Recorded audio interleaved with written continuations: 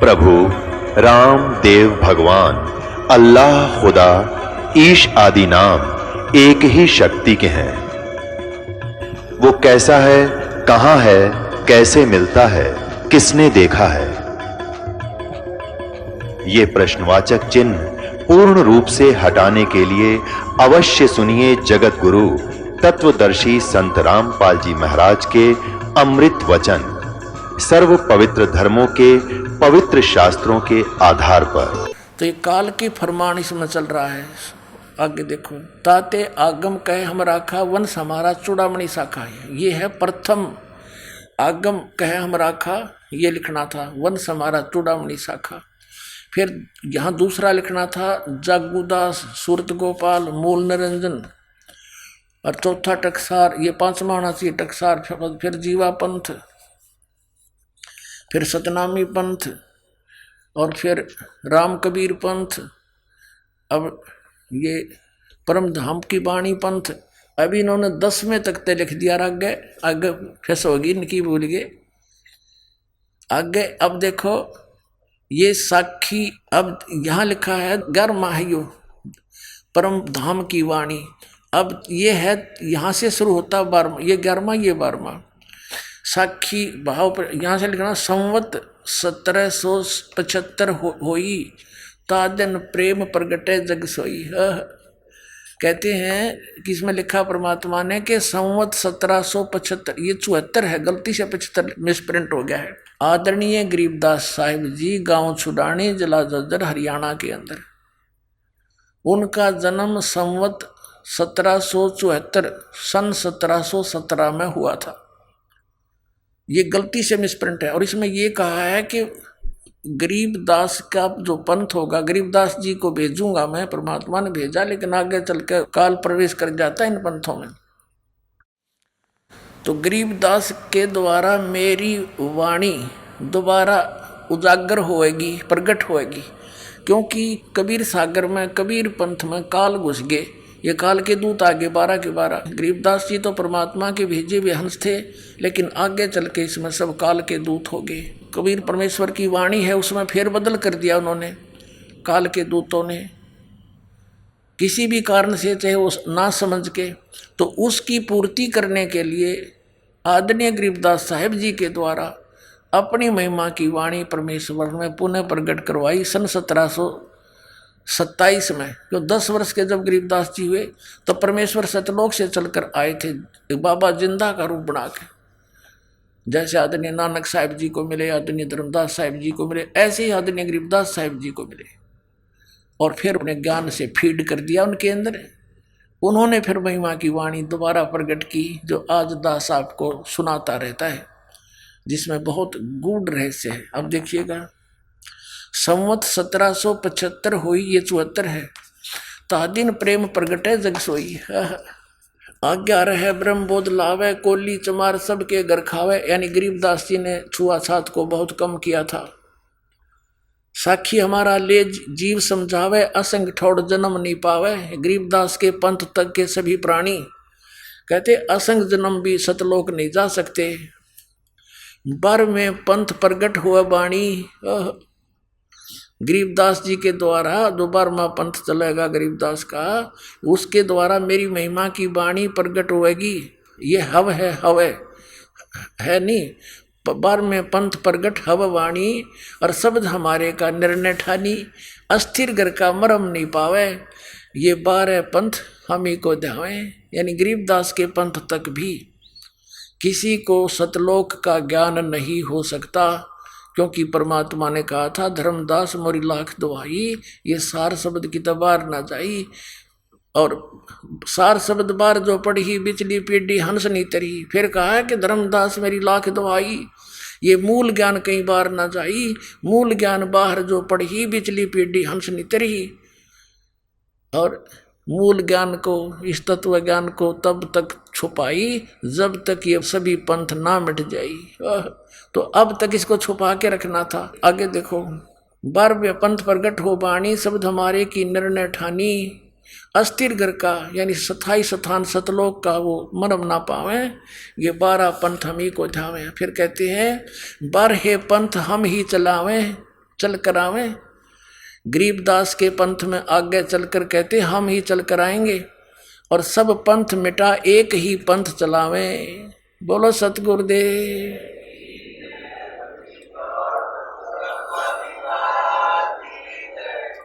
ये दास गरीबदास पंथ से संबंधित है। मेरे पूज्य गुरुदेव जी जुड़े हुए थे गरीबदास पंथ छुड़ाने वाले से, और पुण्यात्माओं परमात्मा स्वयं नहीं आए तो इस दास को भेज दिया अपने कुत्ते को आपको जगाने के लिए। अब परमात्मा ने कलयुग को 3 चरण में बांटा है। प्रथम चरण जब परमात्मा स्वयं आए थे, जब मगर से सह शरीर चले गए थे लाखों व्यक्तियों की उपस्थिति में, और अब ये बिचली पीढ़ी मध्य का चरण है, द्वितीय चरण बिचली पीढ़ी, और एक अंत। 3 चरणों में बांटा है भगवान ने। तो क्या बताया देखिएगा। 12 पंथ हम ही चल आवे, सब पंथ मेट एक ही पंथ चलावे। तब लग बोधो कोरी चमारा, फिर तुम बोधो राज दरबारा। प्रथम चरण कलयुग निर्याना, तब मगर मांडो मैदाना। कि मैं वो प्रथम चरण होगा कलयुग का जब मगर से मैं सह शरीर जाऊंगा, वहां अखाड़ा मांडूंगा। अब यहां देखो 5505 तब ये शब्द हो गया सच्चा।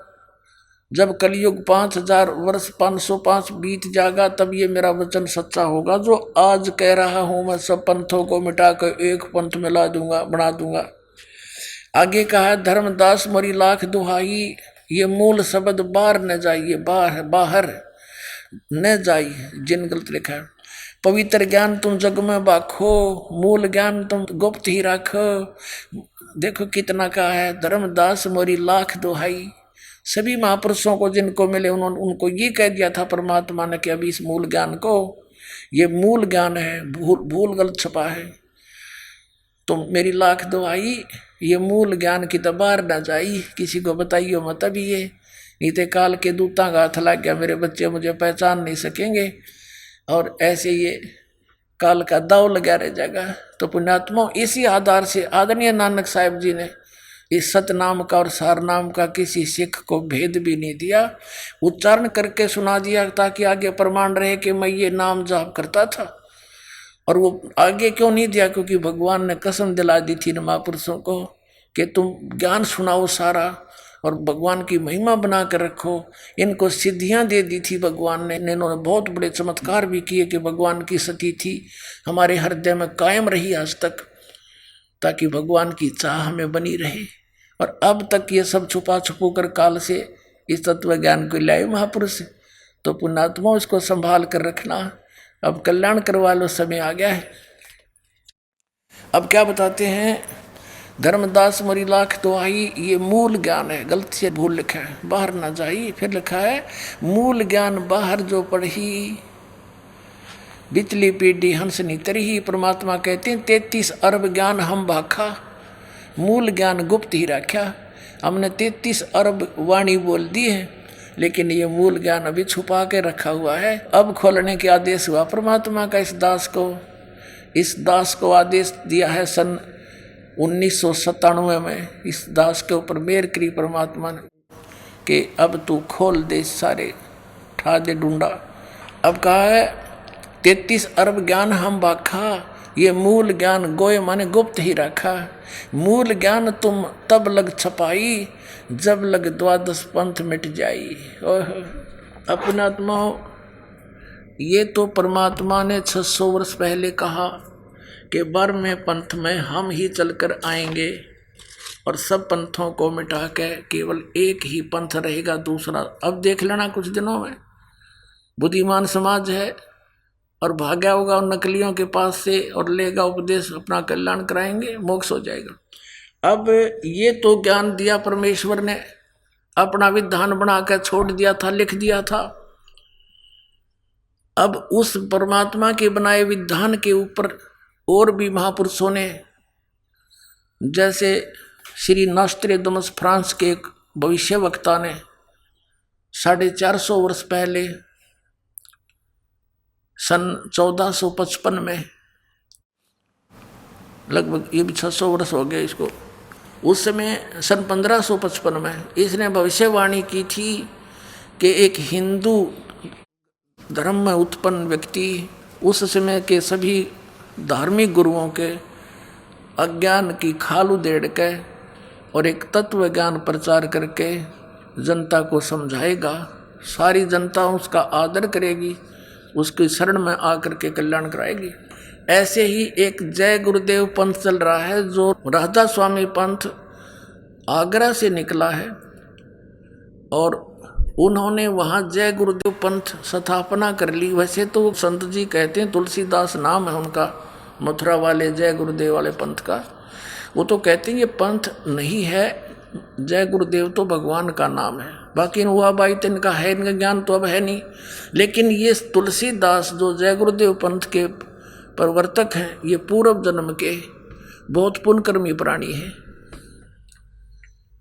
बहुत पुण्यकर्मी प्राणी हैं। लेकिन आगे भक्ति ठीक ना होने से, शास्त्र अनुकूल साधना ना होने से इनकी पूर्व जन्म की कमाई अब बिल्कुल नष्ट हो चुकी है, भक्ति नाश हो चुका है इसका। सन 1971 में 7 सितंबर 1971 में इस तुलसीदास जी ने, जय गुरुदेव पंथ के प्रवर्तक ने, तब एक वाणी बोली थी। एक तो भविष्यवाणी होती है, वो नहीं, इसने वर्तमान की सतवाणी बोली थी कि एक महापुरुष होगा और पूरे विश्व में उसी का शासन होगा, जनता उसका बहुत आदर करेगी। अब मैं पहले आपको इसको पढ़कर सुना दूं, उन्होंने बहुत अच्छी तरह लिखा है। तो उस समय तक तो इसकी दिव्य दृष्टि काम करे थी और अब इसकी वो कमाई खत्म होगी। भविष्यवाणी करने में भी बैटरी डिस्चार्ज होती है, क्योंकि कमाई नष्ट होती है। किसी को आशीर्वाद दे दिया, उससे भी कमाई नष्ट होती है। तो जैसे बैटरी चार्ज होती है इन्वर्टर की, और वो जब चार्ज हो चुकी है और उसमें से चार्जर भी हटा दिया, वो फिर भी काम कर रही है। और यदि आगे चार्जर नहीं लगाया हुआ है उसको, तो फिर क्या होगा कि कुछ देर तो वो चलेगी, फिर एकदम सब सुविधाएं बंद हो जाएंगी, वो बैटरी डिस्चार्ज हो जाएगी, ना बल्ब जगे, ना ट्यूब जगे, ना पंखा चले, यूजलेस हो जाएगी। तो यही स्थिति उन महापुरुषों की हो जाती है जो काल के फंस जाते हैं और पूर्व जन्म के पुण्यकर्मी प्राणी होते हैं। ये उनका दुरुपयोग करता है, परमात्मा के बच्चों को मिसगाइड करवाता है, उनकी कमाई नाश करवाता है, उनके सिर पर भार रख देता है, उनको भी दोषी बनाकर नरक में ठोक देता है और उसके द्वारा बहुत सारे जीवों को भ्रमित करके अपने जाल में फंसा कर रखता है।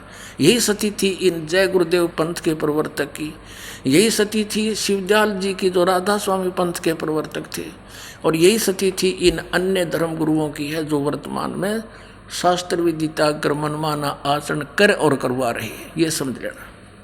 ये देखिएगा जय गुरुदेव की अमरवाणी, एक पुस्तक है जय गुरुदेव की अमरवाणी भाग 2, ये मथुरा में है ये पंथ इनका।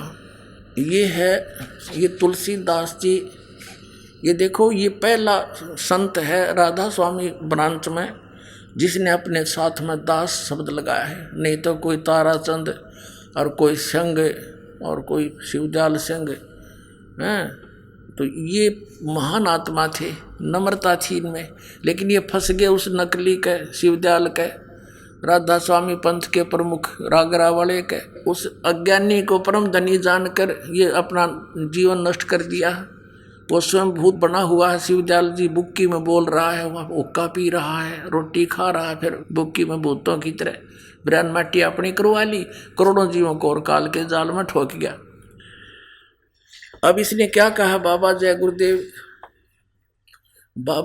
गुरुदेव जी महाराज, इसके हाथ भी गल गए हैं, इसके पैर भी गले पड़े हैं, बहुत बुरा हाल हो गया इसका, क्योंकि बैटरी डिस्चार्ज होगी, पुण्य खत्म हुए।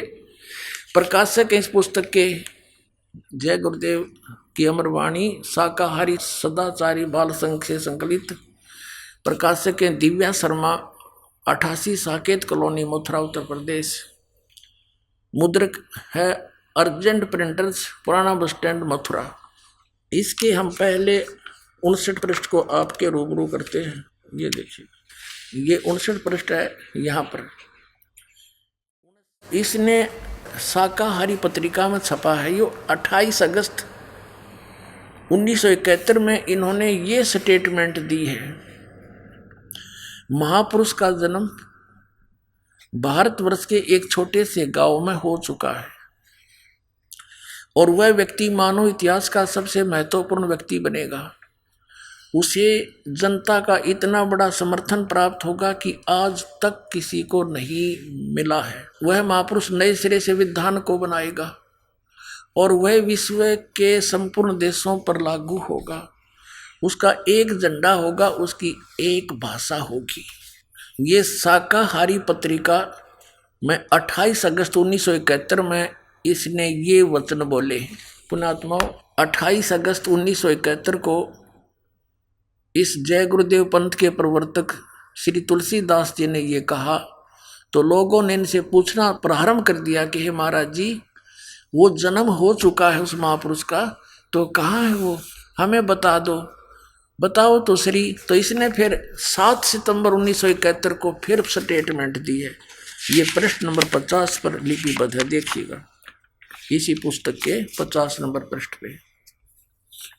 शाकाहारी पत्रिका 7 सितंबर 1971 को इसने क्या कहा कि वो 20 वर्ष का हो चुका है। ये देखिएगा, वह अवतार जिसका 28 अगस्त 1971 को इसने वर्णन किया है, जिक्र किया, वह अवतार जिसकी लोग प्रतीक्षा कर रहे हैं 20 वर्ष का हो चुका है।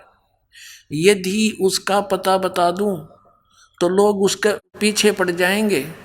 अभी ऊपर से आदेश बताने के लिए नहीं हो रहा है, मैं समय का इंतज़ार कर रहा हूँ और सभी महात्माओं ने समय का इंतज़ार किया है। समय आते ही सबको सब कुछ मालूम हो जाएगा। पुण्यात्माओं, 8 सितंबर 1951 को इस रामपाल दास का जन्म हुआ। गांव धनाना और जिला उस में रोहतक था, अब सोनीपत, हरियाणा के अंदर, भारतवर्ष में। और 7 सितंबर 1971 को ये दास पूरा 20 वर्ष का हो चुका था। 8 सितंबर को 21वां वर्ष शुरू हो जाता है। अब इसने 7 सितंबर 1971 को भविष्यवाणी की है कि वो 20 वर्ष का हो चुका है, वह अवतार जिसकी लोग प्रतीक्षा कर रहे हैं 20 वर्ष का हो चुका है। यदि उसका पता बता दूं तो लोग पीछे पड़ जाएंगे। अपना आत्माओं, ये तो है उनकी, या भविष्यवाणी भी नहीं कह सकते, इन्हें तो सच्ची साच बता दी। उस समय इसकी दिव्य दृष्टि काम करे थी और परमात्मा ने इसको भेज रखा है, क्योंकि ये सभी आत्माएं भगवान कबीर साहिब के बच्चे हैं और जिनमें आज तक भी थोड़ी बहुत भक्ति की चाह और शक्ति उपलब्ध है। तो ये वो प्राणी हैं जो कभी पहले कलयुग में, जैसे अब वर्तमान में ये सच्चा मार्ग चला है, इसमें विचलित हो जाएंगे 2, 4, 5 वर्ष में। तो उनके इस मंत्र से इतनी कमाई इकट्ठी हो जाएगी, पूछो मत। स्वर्ग में देवता भी बनेंगे और ब्रह्मलोक में भी रहेंगे और फिर अन्य युगों में भी अच्छी राजपद प्राप्त कर लेंगे और फिर भी कुछ भक्ति शेष रह जाएगी। उसका नाश ये कलयुग में करा होगा। अब ये वही आत्माएं हैं परमात्मा की। इनको भेजा तेनो था कि तू ही बता दिए उस टाइम से जब सारा काम ठीक हो ले, कति कंडम कर दिया काल नहीं हो।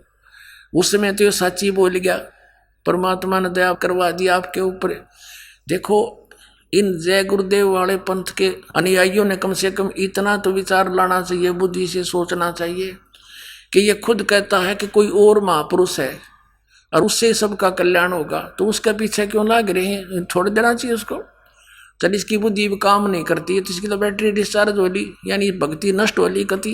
नहीं तो ये उस दिन सच्ची बोल रहा था, आज क्यों नहीं बताता? कह दे बरवाड़ा में बैठा भाई 20 वर्ष वाला,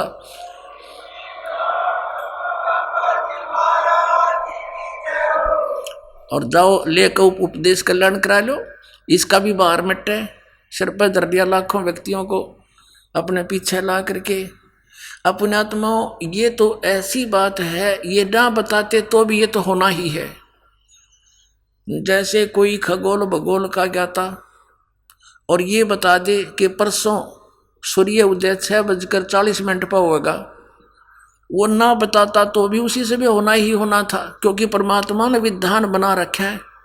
तो ऐसे ही परमात्मा ने 600 वर्ष पहले कबीर जी ने, पूज्य कबीर परमेश्वर जी ने ये कह दिया था कि जब 5505 वर्ष बीत जाएंगे धर्मदास, तब ये मेरी बात सच्ची होंगी जो आज कह रहा हूँ। और तब तक तो कोई पढ़ेगा इस मेरी वाणी ने, न सोचेगा ये तो व्यर्थ की बातें हैं। वो कब आओगा वो समय, ये हो ही नहीं सकता। कलयुग तो कति भट्ठा बैठ गया, मानवता का नाश होने लग रहा है। अब परमात्मा क्या नहीं कर सकता। सतगुरु जो चाहे सो कर ही, 14 कोट दूत जम डर ही, दूत भूत जम त्रासे मारे, और चित्रगुप्त के कागज फाड़े। तो ये काल के कागज फाड़ देगा। अब सबसे पहले ये प्रमाणित करते हैं कि वर्तमान में कलयुग कितना बीत चुका है। एक ये पुस्तक है, ये शंकराचार्यों की लिखी हुई पुस्तक है, ज्योतिर्मय ज्योतिर्मठ इसका नाम है। और ये जगत गुरु शंकराचार्य स्वरूपानंद सरस्वती जी महाराज हैं, ये इसके संरक्षक हैं। ये ज्योतिष पीठ, द्वारका शारदा पीठ आदि यानी 2 मठों के ये प्रबंधक हैं, मठाधीश हैं। संपादक लेखक एवं संकलन करता है विष्णुदत्त शर्मा, अध्यक्ष आध्यात्मिक उत्थान मंडली दिल्ली। प्रेरणा स्रोत ये सारे हैं। मुद्रक है फाइन प्रिंट एंड पैक्स, ये अच्छे सारे। प्रकाशक है अखिल भारतीय आध्यात्मिक उत्थान मंडल, 1/3234 गली नंबर 2, रामनगर तिवारी, मंडोली रोड, सादरा दिल्ली। ये सारा कुछ इनका लिखा हुआ है। इसके 11 पृष्ठ आपको दिखाते हैं। 11 पृष्ठ पे आदि शंकराचार्य का संक्षिप्त जीवन परिचय। इसमें क्या लिखा है कि लगभग 2500 वर्ष पूर्व शंकराचार्य का जन्म चरमराती अवस्था के युग में केरल प्रांत में पूर्णा नदी के तट पर कालाड़ी ग्राम में धर्मनिष्ठ नमुद्री शैव ब्राह्मण श्री शिव गुरु व धर्मपरायण सुभद्रा के घर हुआ। अब यहाँ लिखा है, गुरु परंपरागत मठों के अनुसार उनका आविर्भाव काल शंकराचार्य का जन्म समय ईसा पूर्व 508 वर्ष माना जाता है। ये या जो लिखा है ना 476, ये इन्होंने गलत लिखा है, क्योंकि 32 वर्ष की आयु में शंकराचार्य जी की मृत्यु हो गई थी। ये या नहीं लिखना था यहाँ पर। तो यहाँ ये 508 या 476, इसमें 32 कम कर दो। तो इस प्रकार ईसा से 508 वर्ष पहले इनका जन्म हुआ। अब इधर से देखेंगे, आज 2012 है तो शंकराचार्य का जन्म 2520 वर्ष आज से पहले हो चुका था, 2520 वर्ष। और अब हम देखेंगे कि उस समय कलयुग कितना बीत चुका था जब इनका जन्म हुआ, यानी 2520 वर्ष पहले कलयुग कितना बीत चुका था जब इनका जन्म हुआ। इसमें देखिए हिमालय तीर्थ नामक एक पुस्तक है, और ये कहाँ से छपी है, हिमालय तीर्थ, JP नंबूरी, उप मुख्य अधिकारी श्री बद्रीनाथ केदारनाथ मंदिर समिति। और ये इनका सारा डिटेल दे रखा है, हिमालय तीर्थ।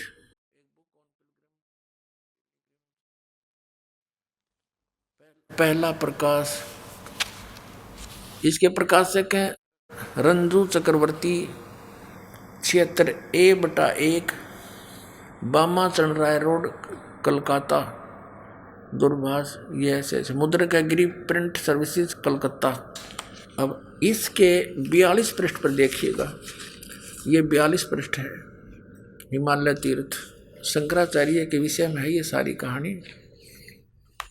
ये शंकराचार्य के जन्म के विषय में कहा है। आदि केदारेश्वर के समक्ष शंकराचार्य जी की दिव्य संगमरमर की मूर्ति, ये तो अलग है। कलयुग के 3000 वर्ष व्यतीत होने पर बौद्ध मीमांसकों के मत पर विजय प्राप्ति के लिए शंकर यति के रूप में आविर्भूत होंगे। यानी जब कलयुग 3000 वर्ष बीत जाएगा तब श्री शंकराचार्य का जन्म होगा। और ये फिर कब हुआ? ईसा से 508 वर्ष पहले। अब हम नीचे से गिनेंगे तो आज से हो गए 2520 वर्ष श्री शंकराचार्य के जन्म को। और उस समय कलयुग कितना बीत गया था? 3000, और 3000 इसमें जोड़ दे 2520 में, आज 5520 वर्ष कलयुग बीत चुका है। अब हमने कलयुग निकालना है। अब कलयुग सन 2000 में कितना बीत गया? 5508 वर्ष बीत गया सन 2000 में। हम 2000 से मान लें कि 2000 से पहले 508 वर्ष पहले तो शंकराचार्य का जन्म हुआ ईसा से, तो 2000 में और 3000 वर्ष कलयुग बीत चुका था, तो 5508 वर्ष हो गए सन 2000 में। और 5505 कद होंगे सन 1997 में। 3 कम कर दो 2000 में से। सन 1997 में कलयुग 5505 वर्ष बीत चुका था। मार्च 1997 में फाल्गुन की सुदी यानी चांदनी एकम के दिन के 10 बजे वो परमेश्वर इस दास को कुछ क्षणों के लिए मिले थे और ये आदेश दे गए थे, अगठा दे ढूंढाई। अब आपको दिखाते हैं।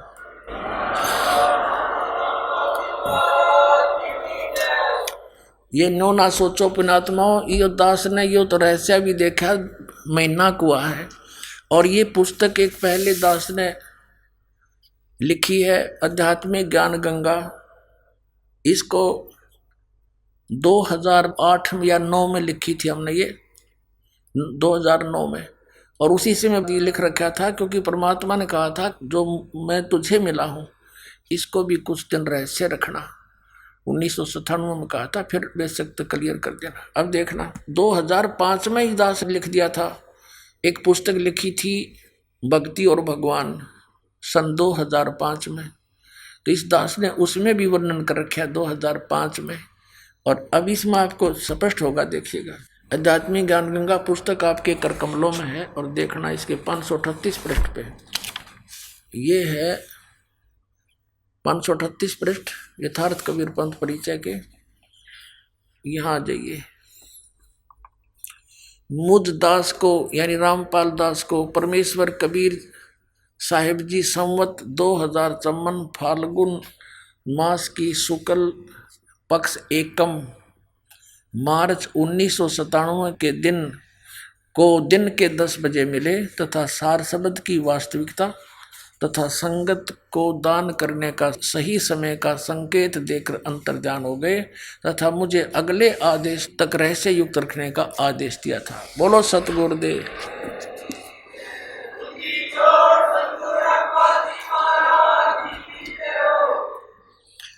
अपने आत्माओं भाग्य परमात्मा ने एक अमरवाणी और खजाना हमें दिया है। ये देखिएगा, आपको दिखाते हैं। सौषम वेद, ये कबीर सागर आपको फिर दिखाते हैं। संपूर्ण 11 भाग परमात्मा की अमरवाणी है, इसके अंदर कबीर जी की बोली हुई। ये सवसम वेद बोध, समसम वेद बोध नामक एक चैप्टर है, बोध सागर का ही है। इसके पृष्ठ नंबर 171 में यहाँ क्या लिखा है, परमात्मा का आदेश। परमात्मा ने क्या कहा था कि 5 सेंस और 500 यानी 5500 5500 जब कलयुग बीत जाए महापुरुष फरमान तब जग तारण को आए। ओए होए, ये दास भेज दिया परमात्मा ने कि एक महापुरुष आएगा, पूरे संसार को तारेगा, उसका कल्याण करेगा जब 5500 वर्ष कलयुग बीत जाएगा। ये कबीर साहब के वचन हैं। ये यहाँ से प्रारंभ किया है दाता ने, ये यहाँ से है, ये सत कबीर वचन है। ये सत कबीर वचन है। 170 से प्रारंभ है, हम 171 पर पढ़ रहे हैं। परमात्मा के वचन चल रहे हैं कबीर जी के। अब क्या बताया है कि 5 सेंस और 500 यानी 5500 जब कलयुग बीत जाए महापुरुष फरमान जग तारण को आए। हिंदू तुर्क आदिक, अब देखो परमात्मा की वाणी कितनी मार्मिक है। हिंदू मुसलमान आदिक माने और भी, उनको पता था ये सिख धर्म ईसाई धर्म ये और नरे पनपेंगे, इन सब में जितने भी जीव हैं सब का कल्याण करेंगे। देखिएगा, हिंदू तुर्क आदिक जेते सब है, जेते जीव जहान सतनाम की साख कहे ये पावे पद निर्वाण। ओए होए, यानी सतनाम को प्राप्त करके समझ के और सभी मोक्ष प्राप्त करेंगे, मोक्ष पद प्राप्त करेंगे। निर्वाण माने मोक्ष, सबका कल्याण होगा जो इस सतनाम को प्राप्त करके मर्यादा में रहेंगे। अब कहते हैं यथा शरीत गण आप ही, जैसे परमात्मा ने कबीर वाणी में वहां बोला था कि जब 12वें पंथ हम ही चल आवें, स्वयं आएंगे, परमात्मा कबीर जी ने कहा है, और सब पंथों को मिटा के एक पंथ बनाएंगे।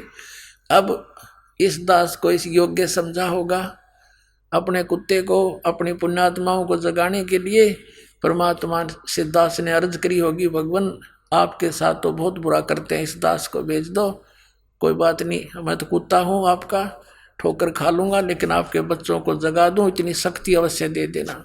तो उन्होंने दया करके इस दास को भेज रखा। देखिएगा, अब कहते हैं 12वें पंथ हम ही चलावें, सभी पंथों को मिटा के एक पंथ में लावें। उसी का यह प्रमाण है कि वो सभी कैसे इकट्ठे होंगे, सच्चाई से परिचित होकर सभी पंथ और सभी ऐसे मिल जाएंगे जैसे यथा शरीत गण आप ही मिले सिंधु में धाए, और सत सुकृत के मध्य तिमी सभी पंथ समाए। क्या बताया है कि जैसे सरिता दरियाएं, सरितगण बहुत सारी दरियाएं, नदी अपने आप ही समुद्र में शीघ्रता के साथ मिल जाती हैं, वो रुक नहीं सकती, ऐसे उस सत्सुकृत पंथ में, उस श्रेष्ठ पंथ में जो दास ने चलाया है, उसमें ऐसे सारे मिलकर ऐसे समा जाएंगी जैसे सरिता दरियाएं समुद्र में जाके स्पीडते मिल जाती, उनको कोई रोक नहीं सकता। देखिएगा, कहते हैं यथा सरितगण, जैसे दरियाएं आप ही मिले सिंधु में धाए, वेग के साथ, तीव्रता से, और सत्सुकृत के मध्य, सत्सुकृत माने उस अच्छे सच्चे पंथ में, मध्य तिमी माने उसी प्रकार जैसे सरितगण मिल जाएंगी, सभी पंथ समावें, वो सारे पंथ ने इकट्ठे हो जाएंगे उसमें। जब लग पूर्ण होए नहीं ठीके को तिथिवार, और कपट चातुरी तब लग यो सब संवेद निर्धार है। परमात्मा ने कहा कि धर्मदास, जब लग वो 5500 वर्ष कलयुग नहीं बीतेगा, यो ठीक का समय धर दिया, ठीक धर दी मैंने कि उस समय यो काम करूंगा मैं। यो ठीक माने होता है निर्धारित समय करना, क्योंकि ये बहुत पुराने शब्द हैं और वर्तमान के बच्चे तो इनसे अपरिचित हैं। यदि और 10, 20 वर्ष, 50 वर्ष लेट हो जाती है तो इन शब्द ग्रंथों की इस भाषा को कुछ समझनिया नहीं मिलता, क्योंकि दास का जन्म 60 वर्ष पहले हुआ था, जब सारी देसी लैंग्वेज थी अपनी, और वही इनमें विद्यमान है। तो ये दास ने अच्छी तरह पता है। जैसे कोई व्यक्ति पैसे ले जाता था हमारे ताऊ चाचा पिताजी से, और वो उससे मांगने जाते थे, उस समय रख देता था, तो वो फिर आगे समय बता देता था, महीने 2 महीने का। तो कहते थे उसने तो आगे ठीक बता रहा है, पैसे नहीं दे रहा। यानी ठीक बताना, निर्धारित समय कर देना कि उस दिन दूंगा पैसे। तो ऐसे ही ये बता रहे हैं कि जब तक मेरा यूँ ठीक वाला समय नहीं आवेगा, तब तक तो ये मेरी सबसंवेद, ये सबसंवेद चैप्टर में लिखी गई है कबीर वाणी में, कि सबसंवेद सबको निराधार महसूस होगा कि वो कह रखा अब तक कुछ नहीं हो लिया और कलयुग बढ़ता ही जा रहा है।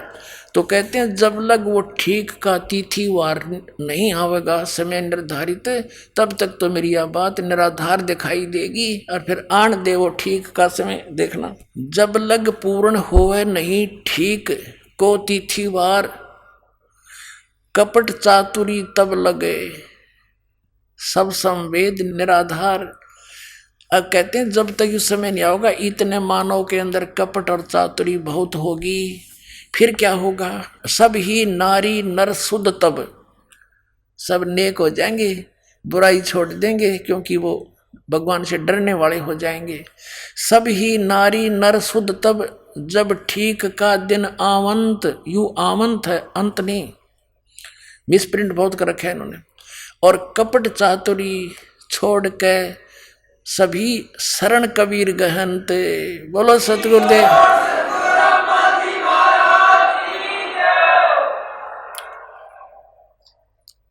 600 साल परमात्मा ने पहले बोला था कि जब वो 5500 वर्ष बीत जाएगा कलयुग, तब पूरे के पूरे सभी नर नारी कति आत्मा निर्मल होएगी और कबीर साहब की शरण में आवेंगे।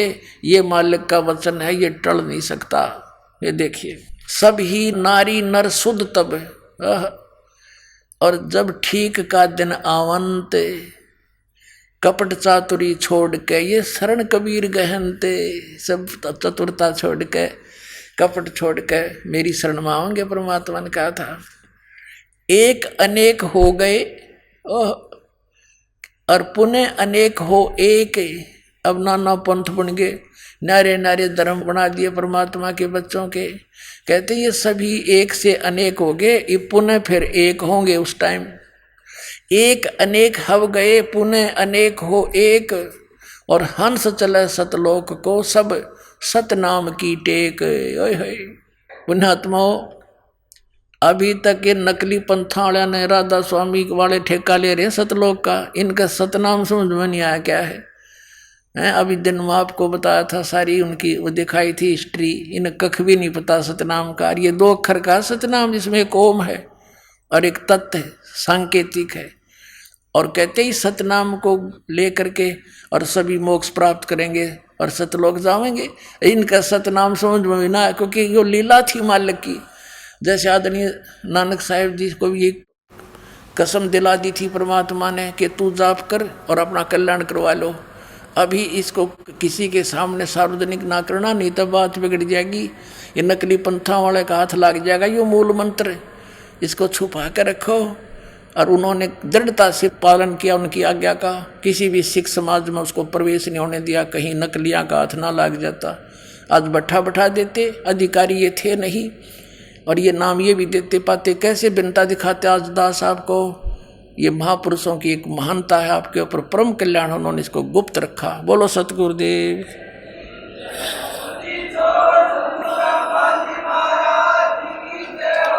अब देखो, एक अनेक हो गए और पुनः अनेक हो एक, हंस चले सतलोक को, सतनाम की टेक। यानी जिसने यो सतनाम ले लिया, मर्यादा में रहेंगे तो सारे के सारे हंस बनकर, यानी शुद्ध होकर के नर नारी शुद्ध हो जाएंगे। हंस उसी को कहते जो बुराई छोड़ दे और भक्ति करे, और सतनाम की टेक से सतलोक चले जाएंगे। हंस चले सतलोक सब, सतनाम की टेक। घर घर बोध विचार हो, दुर्मति दूर बहाए, और कलयुग में एक हो के बरते सहज सुहाए। कलयुग में सभी एक हो जाएंगे। 5500 वर्ष जब कलयुग बीत जाएगा, जब एक हो के एक हवे और सोई और बरते सहज सुभाए, सब नेक नीति से रहा करेंगे, कोई छल कपट नहीं रहेगा, कोई बुराई नहीं करेगा। घर घर बोध विचार हो, दुर्मति दूर बहाए, और कलयुग में एक हो सोई, बरते सहज सुभाए। पुण्यात्माओं, आप देख रहे हो बच्चे परमात्मा के इस ज्ञान गंगा पुस्तक को घर घर द्वार द्वार गांव गांव नगर नगर में बांटने जा रहे हैं। घर घर बोध विचार हो, दुर्मति दूर बहाए, ये निर्मल ज्ञान परमात्मा का अब घर घर में जा रहा है। और जो भी बच्चा उपदेशी हो जाता है, वो आकर यहाँ इस ज्ञान से परिचित होने के बाद यही प्रार्थना करता है कि महाराज जी, हमारे क्षेत्र में ये ज्ञान का प्रचार नहीं है, मुझे आज्ञा दो, मैं ज्ञान गंगा पुस्तक को वहाँ भी प्रचार करूँ। करो भाई, अपने भाई बहन सब अपने हैं। कहते हैं जीव हमारी जाति है, मानव धर्म हमारा, हिंदू मुस्लिम सिख ईसाई, भाई धर्म नहीं कोई न्यारा। अब ये परमात्मा कह रहे हैं सब एक होंगे। अब देखियो, घर घर बोध विचार हो, बोध माने ज्ञान, मेरी चर्चा, मेरा ज्ञान, कबीर साहब की महिमा का ज्ञान घर घर में विचार हो चलेगा इसका। और सबकी दुर्मति दूर बहाए, सबकी दुर्मति ये दूर हो जाएगी। आपस में लड़ाई, सास बहू की लड़ाई, एक एक पैसे के लिए लट्ठम लट्ठा, रिश्वतखोरी, पड़ोसी के झगड़ा, कोई दारू पी का बकवाद कर रहा है, कोई हुक्का का धुआं छोड़ रहा है, सिगरेट का, ये सब खत्म हो जाएंगे। बहुत निर्मल काम होगा। एक बार फिर से सतयुग जैसा माहौल अब कलयुग में होगा, गारंटीड बात है, ये सत्कर मान लेना।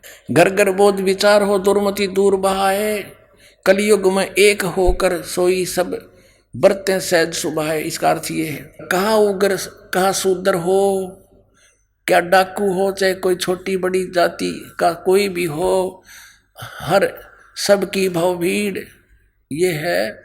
इसका अर्थ है कि सभी उस परमात्मा की भक्ति किया करेंगे। सो समान समदृष्टि है समर्थ सत कबीर, जो मेरा दास भेजा जाएगा मेरे द्वारा सबके ऊपर एक दृष्टि रखेगा, समान व्यवहार करेगा, और वो समर्थ सत कबीर ही होगा, यानी मेरा ही कृपा पात्र होगा। मम संत मुझे जान मेरा ही स्वरूपम, अब समझा है तो सिर दर पाओ भौर नहीं रे ऐसा दाओ। बोलो सतगुरुदेव।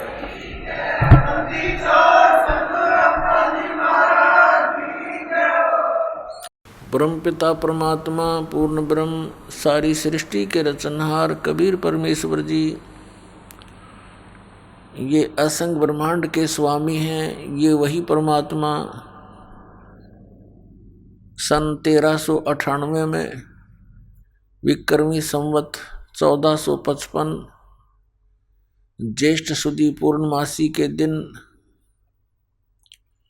अपने सतलोक से, अमरलोक से, सचखंड से सहशरीर आए थे। काशी शहर के बाहर बने एक लहर तारा नामक तालाब के अंदर कमल के फूल के ऊपर एक नवजात शिशु का रूप धारण करके ये भगवान विराजमान हुए थे। वहां से नीरू नीमा नाम के पति पत्नी थे, वो निसंतान थे। परमात्मा को गॉड गिफ्ट जान के अपने साथ उठा ले गए। जुलाहे के घर परमात्मा बड़े हुए। लीला में शरीर से जब 5 वर्ष के हो गए, बड़े बड़े विद्वानों के छक्के छुड़ान लग गए,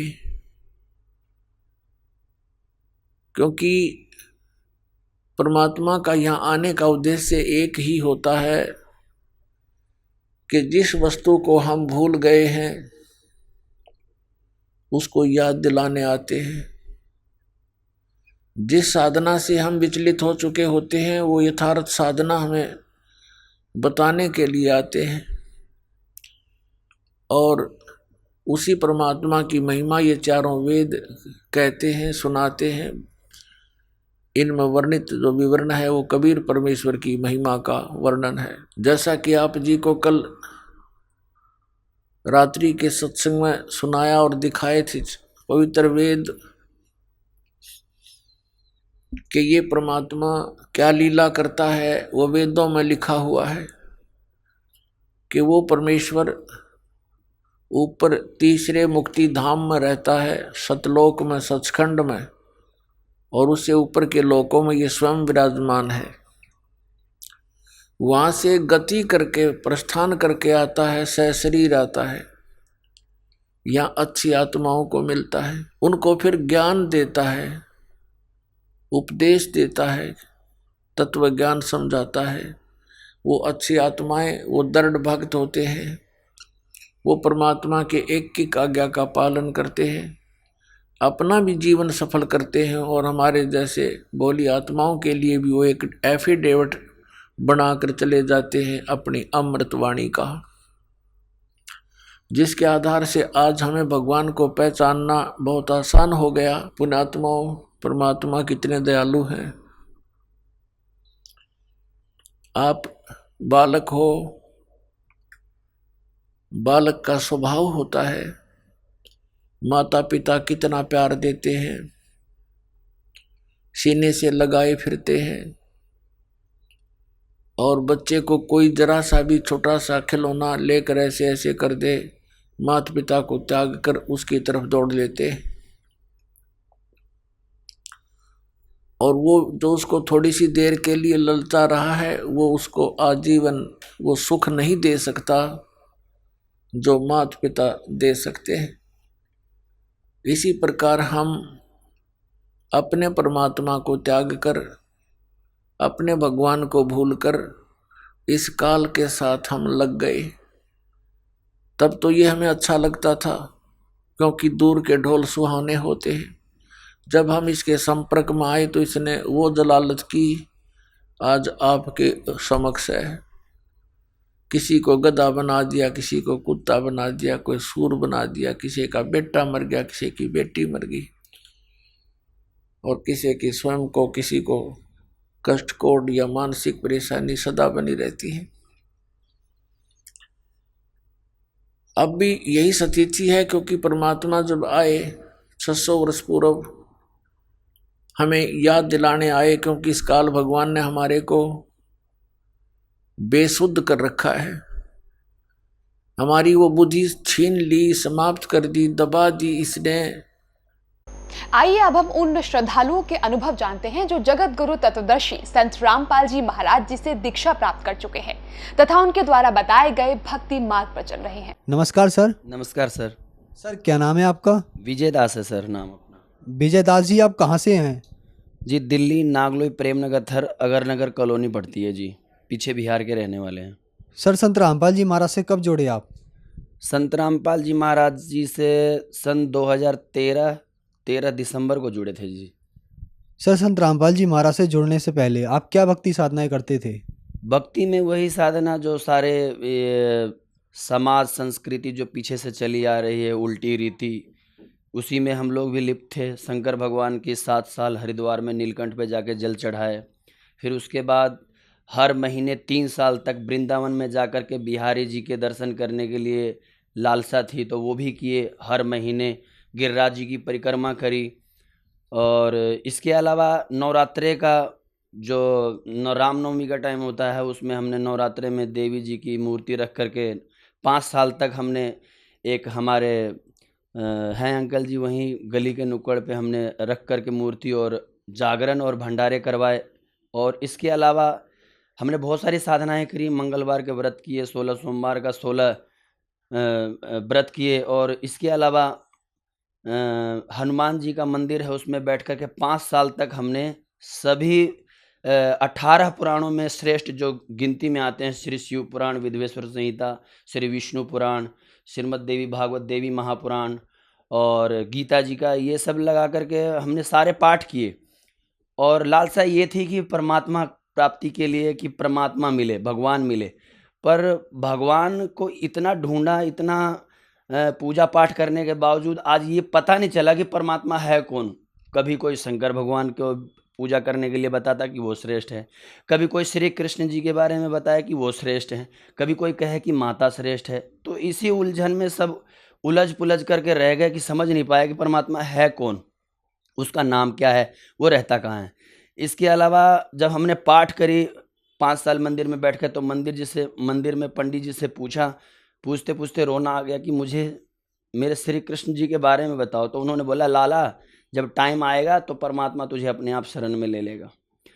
तो इसी दौरान हमने किसी के मुंह से सुना संत रामपाल जी महाराज ये शास्त्रों अनुकूल साधना बता रहे हैं। तो हमने कहा शास्त्र अनुकूल साधना बता रहे हैं, तो शास्त्रों को तो हमने सब पढ़ा है, देखा है, गहन भी किया है, लेकिन आज तक शास्त्र समझ में नहीं आया। तो समझ में जब उन्होंने ये बात कहा कि समझ में ऐसे नहीं आएगा जब तक आप शास्त्रों का अध्ययन कितना भी कर लो, कि गुरु के बिना शास्त्रों का ज्ञान नहीं हो सकता। तो हमने कहा फिर वो मिलेंगे कहाँ? तो बोले कि वो बरवाला में मिलेंगे। तो सन 2013 में 13 दिसंबर को हम गए। उससे 1 महीना पहले हम गए। उन्होंने कहा नाम ले लो। हमने कहा नाम हम ऐसे नहीं लेंगे, क्योंकि हम सभी गुरुओं के बारे में जानकारी कम से कम 2005 से लेकर के 2013 तक हमने सभी गुरुओं की जानकारी, गुरु के ज्ञान, भक्ति विधि जानने की चेष्टा रखी। फिर हमें अच्छा नहीं लगा कोई गुरु, समझ में नहीं आया कि ये ज्ञान बता कैसे रहे हैं। ज्ञान का कोई ना ओर है, ना कोई छोर है, ना कोई एक के ऊपर कोई टिकता है, कोई तरीका ही नहीं है। फिर जब उन्होंने हमें ये बताया तो हम 13 दिसंबर 2013 से पहले 1 महीने पहले हम उनके साथ में गए थे। और 1 महीने पहले जो तो वहाँ पर सत्संग देखा तो हमारा बड़ा एकदम अजीब सा लगा। भगत जी बंदी छोड़ सतगुरु रामपाल जी महाराज सत्संग सुना रहे थे, लेकिन बहुत ज़्यादा अट्रैक्शन, बहुत ज़्यादा भगवान का सारे कथा, सभी देवी देवताओं के पूरा डिटेल से, एक एक कड़ी, एक एक प्रश्नों का एक एक उत्तर, एक एक तरीके से ऐसे बता रहे थे जैसे कोई आज तक किसी ने बताया ही नहीं। उन्होंने कहा नाम ले लो। हमने कहा नाम मैं ऐसे नहीं लूँगा, जब तक पूरी तरह से ज्ञान को समझ में नहीं आएगा मैं नाम नहीं लूँगा। तो वहाँ पहुँचे और पहुँचने के बाद जब हमें शाम का सत्संग सुने और सुबह का सत्संग सुने, फिर उसके बाद मुझे ऐसा लगा कि पता नहीं एकदम अजीब सी फीलिंग आने लग गई कि भगवान का ज्ञान शास्त्र अनुकूल साधना बता रहे हैं, तो वो परमात्मा संत रामपाल जी महाराज बता रहे हैं कि कबीर इज गॉड, और सब में दर्शा भी रहे हैं चारों वेदों में, एक एक करके, एक एक अध्याय, एक एक श्लोक, एक एक मंत्र। फिर उसके बाद श्री शिव पुराण, श्री विष्णु पुराण, देवी महापुराण में सारे कड़ी बाई कड़ी बता करके उन्होंने ये सिद्ध किया कि कबीर इज गॉड। आकर के रुकता है कहाँ? तो कबीर इज गॉड। तो नामदान केंद्र पे जाकर के संत रामपाल जी महाराज जी द्वारा नाम दीक्षा प्राप्त हुई एलईडी के द्वारा। सर, हमने सुना है कि जो भी श्रद्धालु संत रामपाल जी महाराज से नाम दीक्षा लेते हैं उनको बहुत सारे लाभ प्राप्त होते हैं, तो क्या आपको भी कुछ लाभ प्राप्त हुए संत रामपाल जी महाराज से नाम दीक्षा लेने के बाद? संत रामपाल जी महाराज जी से लाभ प्राप्त करने की आप बात कहें तो अनेकों, मैं गिनती करवाऊं तो उसका मतलब बता नहीं सकता हूं। मैं आपको डिटेल से बताऊं तो आज पूरा दिन लग जाएगा, रात लग जाएगा, लेकिन नहीं बता पाऊँ। लेकिन इसमें मैं कुछ कुछ ऐसी बातें बता दूं आपको कि सामने जो सुन रहे हो हमारे मतलब ये जगत सारा संसार सुन रहा हो, तो वो ये ऐसा लगे कि उनको हमारे जितने कष्टों थे उस कष्टों का निवारण संत रामपाल जी महाराज जी के शरण में आकर के हुआ। जैसे कि पहले मुझे पेट का ऐसा परेशानी था, ऐसा दिक्कत था कि मैं 1 से 2 रोटी नहीं खा सकता था, जिसे खाने के बाद मुझे एकदम बदहजमी हो जाती थी, जाम हो जाता था। और ट्रीटमेंट मैंने प्राइवेट और सरकारी हॉस्पिटल से सब जगह से दवाई सिर्फ ले करके, और मैं थक लिया, हार लिया, ठीक नहीं हुआ। संत रामपाल जी महाराज जी से जब नाम लिया तो 2 महीने, 3 महीने, 4 महीने ऐसे होते होते मेरा बिल्कुल एकदम ठीक हो गया। उसके बाद मेरे पिताजी की बात थी कि मैं पिताजी को बोला कि नाम ले लो, मेरे को ऐसे ऐसे परेशानी थी, वो सब ठीक हो गई। मेरे पिताजी को टीबी हो गया था और करीब 10 साल से वो घर में ही बैठे हुए थे। उनका मतलब दिमाग और शरीर काम नहीं करता था, बहुत दुबले पतले हो गए थे। तो जाकर उन्होंने नाम लिया, और नाम आज लेने के बाद संत रामपाल जी महाराज जी से मेरे पिताजी बिल्कुल स्वस्थ हैं और बिल्कुल फुर्ती में हैं, और आज वो काम भी कर रहे हैं जो 10-12 साल से बैठे हुए थे। तो ये दूसरा लाभ हुआ। और तीसरा लाभ ये हुआ कि मेरे जीवन में जो ग्रस्तमय जीवन, जो हमारे ससुराल वाले बहुत परेशान कर रखे थे, तो हमने संत रामपाल जी महाराज जी से प्रार्थना किया था, तो उन्होंने कहा था कि परमात्मा दया करेंगे, वो अपने आप आ जाएगी। तो वो भी हमारा ग्रस्तमय जीवन भी बहुत ज़्यादा टूटा हुआ था, घर वो जुड़ गया। और फिर हमारे घर में एक हमारी पत्नी को इच्छा थी कि लड़की हो, तो मैंने कहा ऐसे नहीं, चाहे किसी भी देवी देवता की पूजा कर लो, तुम्हारी कोई सुनवाई नहीं हो सकती है। बस ये है कि नियमानुसार भक्ति, आप संत रामपाल जी महाराज जी के शरण में जाकर के नाम लो और फिर भक्ति करो, तो परमात्मा दया करेंगे, तो हो सकता है। तो फिर उन्होंने भी नाम लिया। हमारी पत्नी ने नाम लेने के बाद 1 साल के अंदर अंदर फिर परमात्मा की दया हुई संत रामपाल जी महाराज जी की, तो एक लड़की हुई, जो कि उसका रिपोर्ट बिल्कुल ख़राब था, उसको बिल्कुल डैमेज था। उस बोले थे कि नहीं बचेगी ये लड़की। उसका तीसरा ऑपरेशन था, लेकिन परमात्मा की दया से, संत रामपाल जी महाराज जी की दया से उसको कोई दिक्कत नहीं हुआ। उसको ब्लड की कमी बताई थी, वो भी पूरा हो गया। शुगर बताया था ऑपरेशन नहीं होगा, वो भी शुगर भी एकदम छू हो गया। फिर उसके बाद फेफड़ा बोला था कि उस बच्चे का नहीं बना है, 6-6.5 महीने की, 7 महीने की पूरी नहीं हुई थी, तो बोला कि ये फेफड़ा नहीं हुआ है पूरी तरह से विकसित, ये बच्ची नहीं बचेगी। उसने मुझसे लिखवा लिया था हॉस्पिटल वालों ने कि तुम्हारा बच्चा नहीं बचेगा। मैंने कहा मेरे परमात्मा दया करेंगे। फिर परमात्मा की दया ऐसी हुई कि हॉस्पिटल में उसी दिन संत रामपाल जी महाराज सफ़ेद कपड़े में, भक्तमती को मेरे विश्वास नहीं था, लेकिन उसको जब ये लगा तो मैंने कहा गुरुजी का नाम लियो, गुरुजी का ध्यान करियो। संत रामपाल जी महाराज जी का जब उन्होंने नाम अपने अपने लिया होगा अंदर अंदर, तो सर पे हाथ रख करके और संत रामपाल जी महाराज खड़े हो गए और उसकी डिलीवरी हुई। तो बच्चे को कुछ भी नहीं, बिल्कुल स्वस्थ हुई।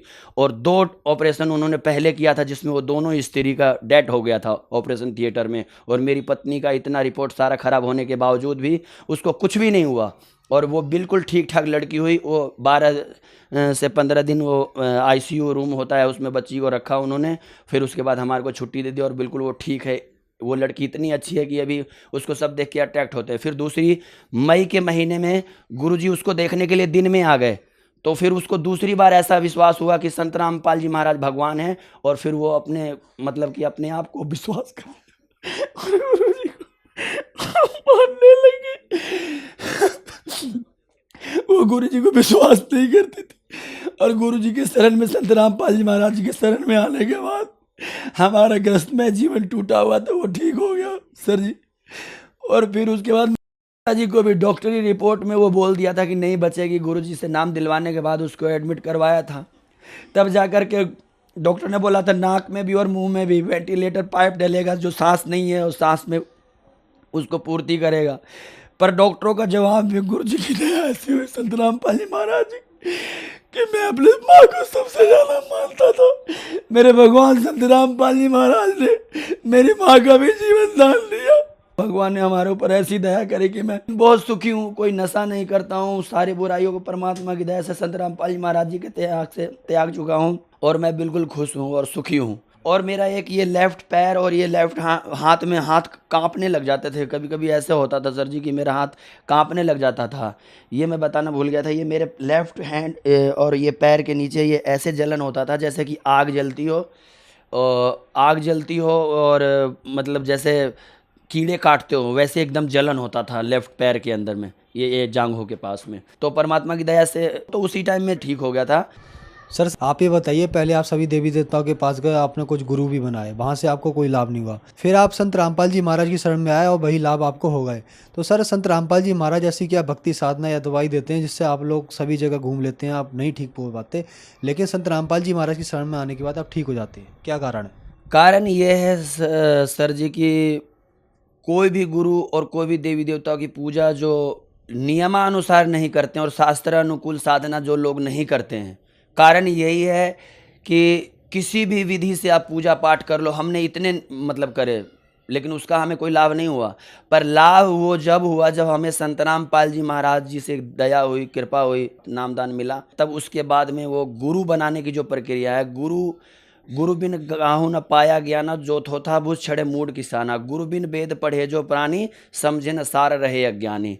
तो गुरु के बिना हमारा कल्याण नहीं हो सकता। प्रथम रामकृष्ण से कौन बड़ा, तीनों ने गुरु कीन और तीन लोक के वेधनी, गुरु आगे अधीन। तो राम जी और कृष्ण जी ने और कबीर परमात्मा भी आकर के गुरु बनाया, और गुरु के बिना हमारा आत्म कल्याण और हमारा इस जीवन का जो भी दुख है उसे दूर होना मतलब ये संभव नहीं है। गुरु और भी हैं लेकिन वो शास्त्र अनुकूल साधना नहीं बताते। किसी भी गुरु के बारे में हमने 2005 से लेकर के 2013 तक हमने सभी गुरु के बारे में जानकारी करी। पेश उर्दू चैनल पे डॉक्टर जाकिर नायक का भी हमने प्रोग्राम देखा, और सुधांशु जी महाराज जी के अलावा आशुतोष जी के महाराज, आसाराम जी, निरंकारी, राधा स्वामी, डेरा सच्चा सौदा वाले, गुरमित राम रहीमी, इन सब के बारे में जाना। लेकिन एक ठोस एक मतलब कि वो जिस भगवान को हमें चाहिए, जो भगवान एक है, वो एक के बारे में कोई भी नहीं बताया आज तक किसी ने, और ना ही कोई सिद्ध करके दिखा पाया शास्त्रों में कि एक परमात्मा वो है कबीर परमात्मा, और कबीर इज गॉड। और उनकी भक्ति विधि ये है, वो विधि किसी के पास है ही नहीं।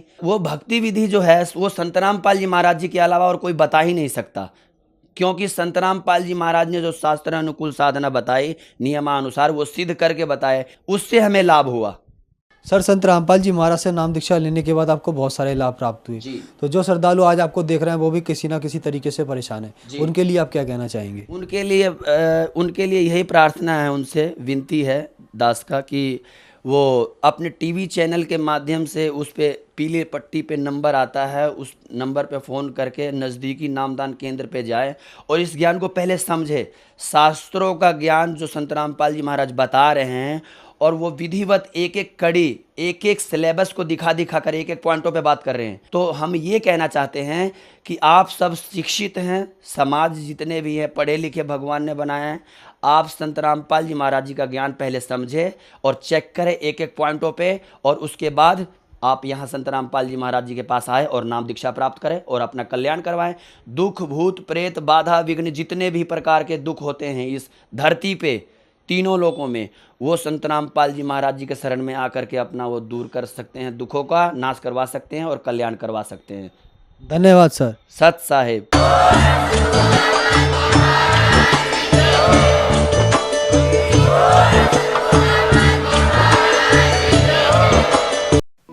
आप सुन रहे थे जगत गुरु तत्वदर्शी संत रामपाल जी महाराज के मंगल प्रवचन।